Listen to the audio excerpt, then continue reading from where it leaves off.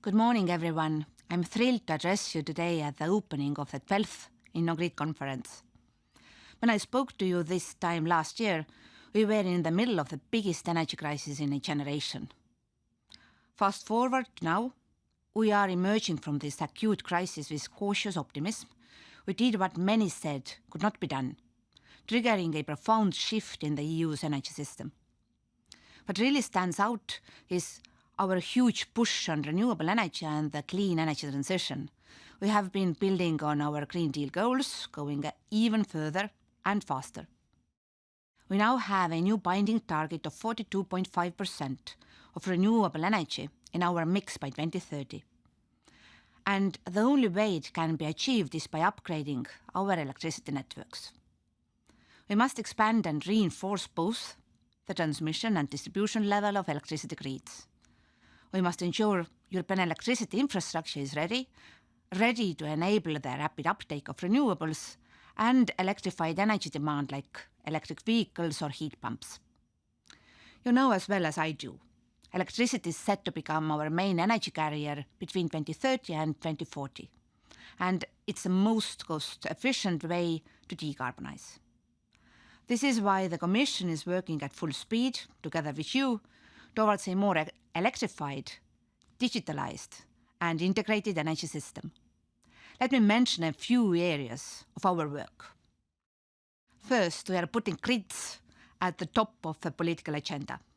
Last winter, in the middle of the energy crisis, we all saw how much we relied on the internal energy market and interconnectors across the Union to secure our energy supply.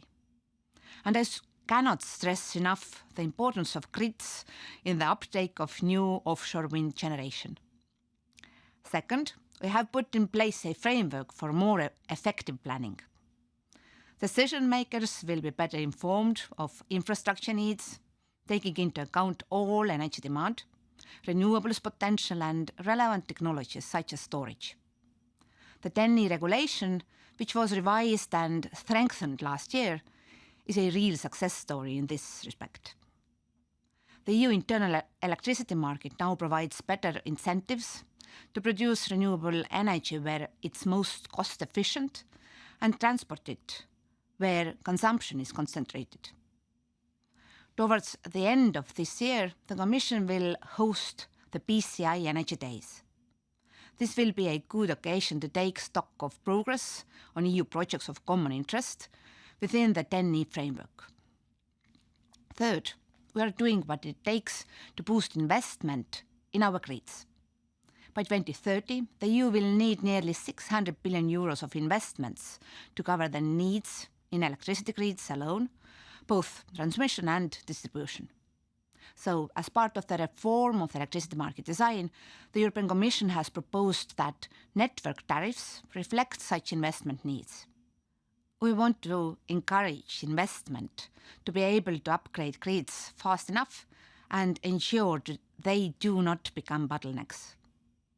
Fourth, we have made permitting for both renewables and grids easier and faster.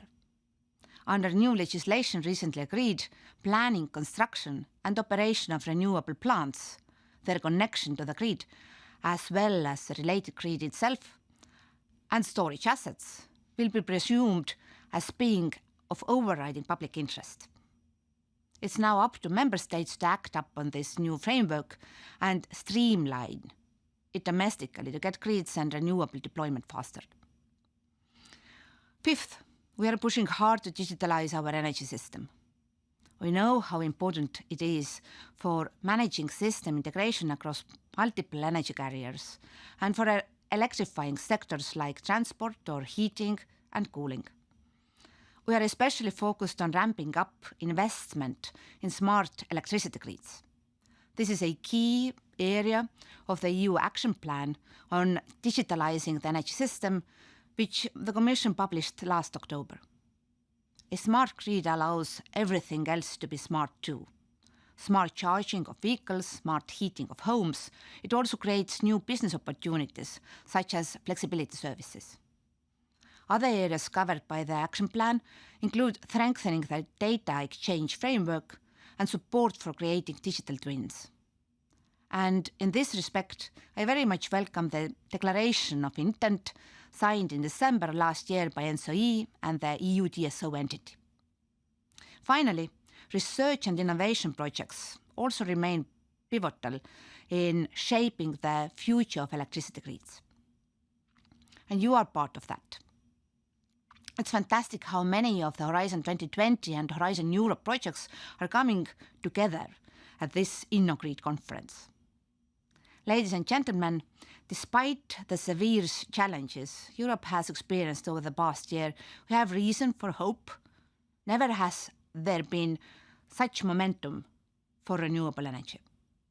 We have started to put in place the building blocks of a cleaner, more resilient and more affordable energy system. There are some big changes ahead of us, and the role of electricity grids in shaping the energy transition will be crucial. The next big meeting will be a high-level event on grids taking place in September. It's an initiative organized by President von der Leyen with my support, and it's a testament of our political will to drive forward this agenda. Thank you for listening, and I wish you a successful InnoGrid conference.